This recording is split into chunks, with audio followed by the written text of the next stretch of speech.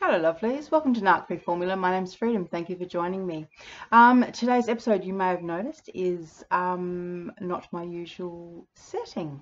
It's just too hot, so I thought I'd try something different. So I'm out in the shed, which is like a garage, I suppose, what you Americans would call a garage, where you park your car, essentially. Anyhow, darlings, listen, today's episode is about the false construct. The narcissist false construct, and it's also about a kind of little tip that I want to give you guys. It's something that I use when I work with my one-on-one clients to help them stay what I call reality based. As we all know, narcissists love fantasy. They love the false construct.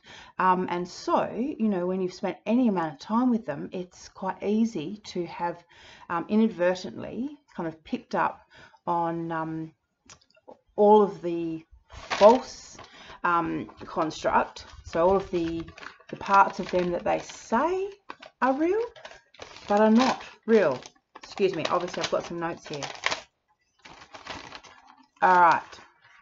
So what I say to my clients is, when you're dealing with cognitive dissonance, and for those of you who don't know what that means, it just basically means, you know, when you're struggling between reality and the false construct. So, you know, the false construct is where they said, you know, I'm a nice person. You can trust me.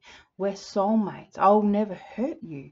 We'll be together forever. So that's a false construct created by a narcissist wearing a mask.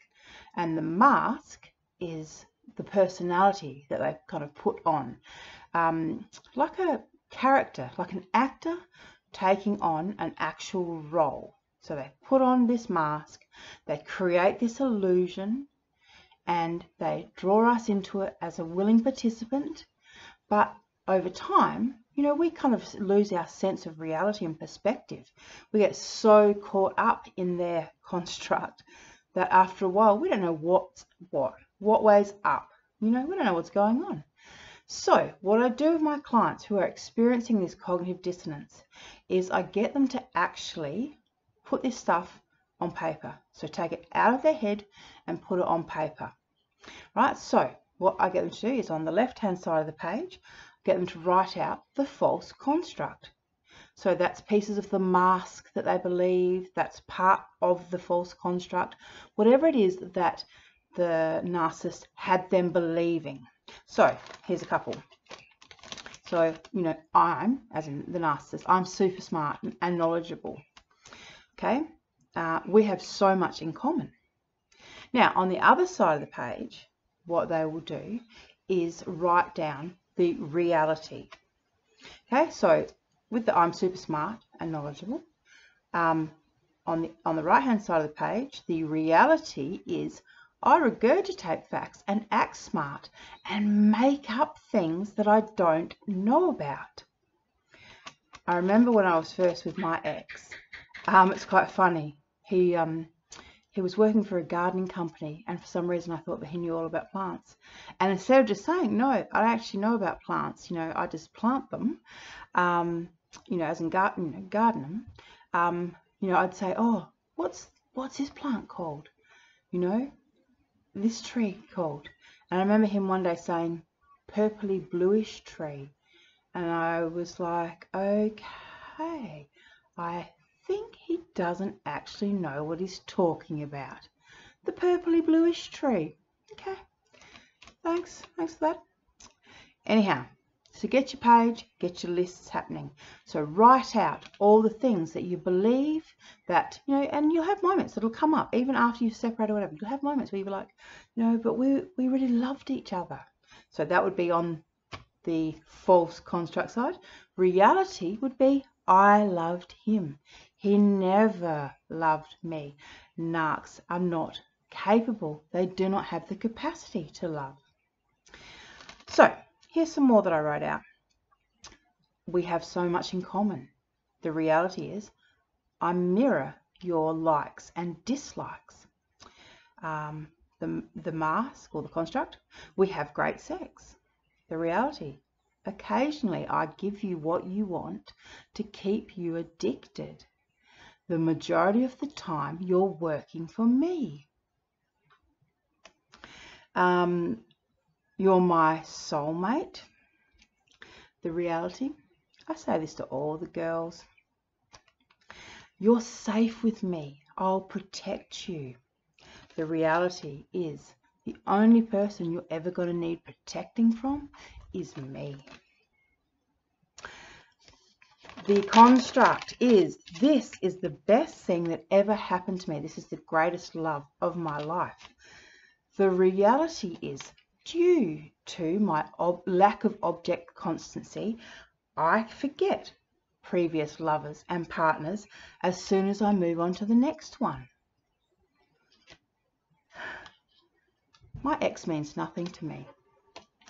Reality, neither do you. You just don't know it yet. And the last one I wrote down was, I'm a family man. Reality is, I'm a deadbeat dad who doesn't pay child support for any of my children, but I will use my children to gain support through sympathy, to gain fuel through sympathy. So when we write out this list, the next stage that we go through is reading through the reality-based part of the page. So it's a daily thing.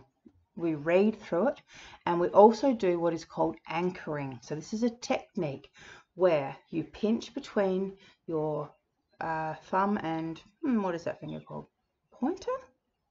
Index. I don't know. That finger. The one that's next to your thumb.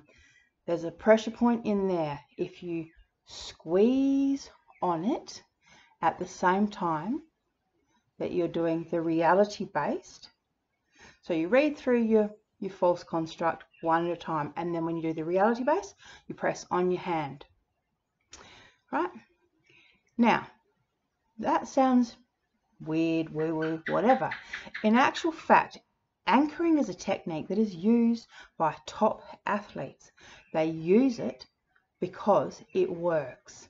Now, what happens is, after you've done this enough, right, all it's going to take for you to remember all of the reality-based truths about the narcissist and the situationship.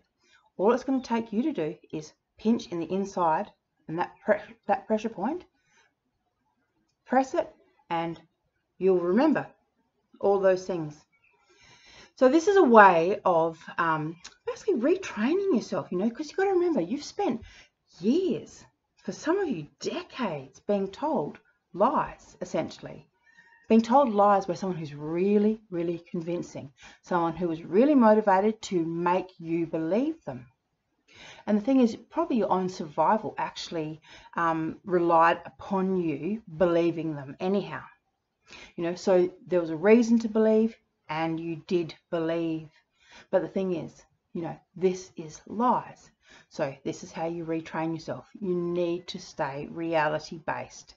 This is why we do no contact, because it allows us, you know, a chance to reprogram our brains, essentially. Because you've got to remember, narcs don't live in reality. They are so fantasy, you know, they live in this fantasy world or reality where, you know, if they say something, it becomes true. Here's a really funny example of this, right? So my ex and his new supply are both police informants, as in criminals who got busted, who to save their own scrawny necks, decided to work with the police and essentially help their friends and colleagues get busted by the police so that they themselves would not have to go to jail. So they're both police informants, right? But they run around literally calling themselves Bonnie and Clyde. Bonnie and Clyde, cop killers, right? These people are police informants calling themselves Bonnie and Clyde.